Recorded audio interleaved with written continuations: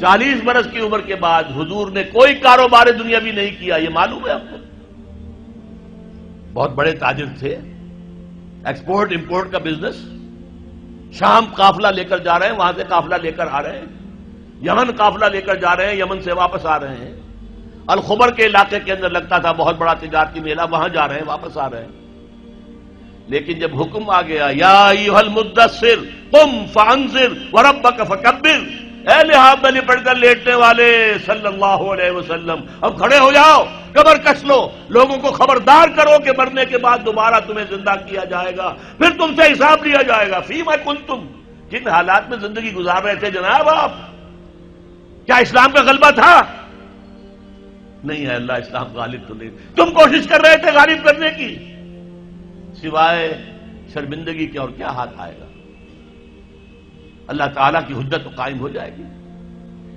میرے نبی کی ہڈیاں ٹوٹیں، میرے نبی کے دانت شہید ہوئے، میرے نبی کا جسم لہو لہان ہوا، میرے نبی کے چہرے کے اوپر تلوار کا وار پڑا جس سے 2 دندان آپ کے شہید ہوئے، اور خود جو پیدا ہوا تھا اس کی 2 کڑیاں گھس گئی رخسار مبارک کی اس ہڈی کے اندر۔ ان کو ایک صحابی نے دانتوں سے پکڑ کر کھینچ کر نکالنا چاہا، ان کے دانت نکل گئے، وہ ہڈی وہ نہیں نکلی، وہ کڑیاں لوہے کی۔ پھر جیسے بھی ہاں کر کے نکالا گیا تو خون کا فوارہ چھوٹا ہے، اتنا خون گیا کہ آپ بے ہوش ہو کر گر گئے، اور خبر مشہور ہو گئی کہ حضور کا انتقال ہو گیا۔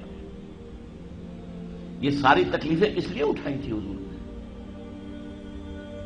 کیا حضور کو اچھا نہیں لگتا تھا کہ اچھا بھلا گھر ہو، کھلی فضا ہو، اچھا خوبصورت ماحول ہو، بچے ہوں اور ہر طرح کی آسائشیں ہوں؟ کس کو پسند نہیں؟ یہ صحابہ کرام کیا کر رہے تھے؟ فاقے کر رہے ہیں، فاقے پر فاقہ کر رہے ہیں۔ غزوہ خندق میں حکم ہو گیا مشورے کے بعد کہ خندق کھودی جائے، دفاع کی ایک ہی شکل۔ اب سردی کا موسم ہے شدید، کئی وقت کا فاقہ ہے، پیٹوں پر اپنے پتھر باندھ رکھے ہیں اپنی چادروں کے ساتھ کس کر کہ پیٹ دورا نہ ہو جائے، کمر دوری نہ ہو جائے۔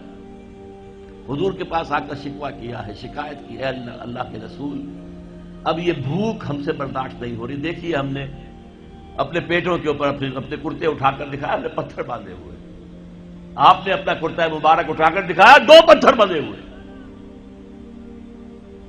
اور اس وقت پھر جب خندق کھد رہی تھی تو صحابہ کرام آواز میں آواز ملا کر کہہ رہے تھے نحن الذین بایعوا محمدا علی الجہاد ما بقینا ابدا، ہم وہ لوگ ہیں جنہوں نے محمد سے بیعت کی ہے جہاد کی صلی اللہ علیہ وسلم، فداء آباؤنا و امہاتنا، اب یہ جہاد جاری رہے گا جب تک کہ ہمارے جان میں جان ہے، جب تک جسم میں زندگی ہے یہ جہاد جاری رہے گا۔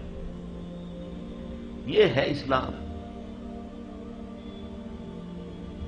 یہ شہادت گاہ الفت میں قدم رکھنا ہے۔ لوگ آسان سمجھتے ہیں مسلمان ہونا، مسلمان تھے صحابہ کرام رضوان اللہ تعالی علیہ مجمعین، جیسے انہوں نے آپ کو وہ جو ایک شعر ہے اکبر الہ آبادی کا، تو خاک میں مل اور آگ میں جل، جب خشت بنے تب کام چلے، وہ باقاعدہ انگاروں پر لوٹے ہیں۔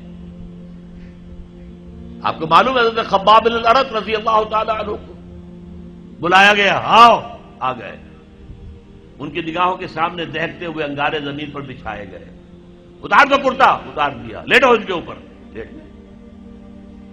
اب جب ان پہ انگاروں پر لیٹے ہوئے تھے تو کھال جلی پیٹھ کی، اور پیٹھ پر چربی ہوتی ہے، چربی پگھلی، اس سے وہ انگارے ٹھنڈے ہوئے۔ وہ ہاتھ نہیں اٹھایا انہوں نے، کیونکہ حضور کا حکم تھا نو ریٹیلیشن، کوئی جوابی کارروائی مت کرو، جو ستم آتا ہے جھیلو، جو ظلم ہوتا ہے برداشت کرو، جو تکلیف آتی ہے جھیلو اور برداشت کرو۔ لہذا اگر ایک آدمی سمجھے کہ مجھے تو یہ زندہ کباب بنا دیں گے تو اجازت ہو تو 2-4 کو مار کر مرے گا، ایسے نہیں مرے گا۔ بلی بھی آپ پر جھپٹ پڑے گی، کیا اس کی جان ہے، 1 کلو کی ہوگی، 1.5 کی ہوگی، لیکن اگر آپ کارنر کر دیں اسے نظر آئے کہ میرے پاس کوئی راستہ نہیں ہے، کوئی اسکیپ نہیں ہے، وہ آپ پر حملہ آور ہوگی اور آنکھ پر آئے گی، سیدھی آنکھ نکالنے کی کوشش کرے گی پنجے سے۔ لیکن حضور کا حکم کیا تھا؟ کفو ایدیکم، اپنے ہاتھ بندھے رکھو، no retaliation whatsoever, even in self defence. یہ ساری جد و جہد، یہ ساری محنت، محمد الرسول اللہ والذین معہ اشداء علی الکفار رحماء بینہم تراہم رکعا سجدا یبتغون فضلا من اللہ ورضوانا. اب ان کو پھر اللہ تعالیٰ نے جو اجر و ثواب دیا ہے اس کا ہمیں اندازہ ہو ہی نہیں سکتا.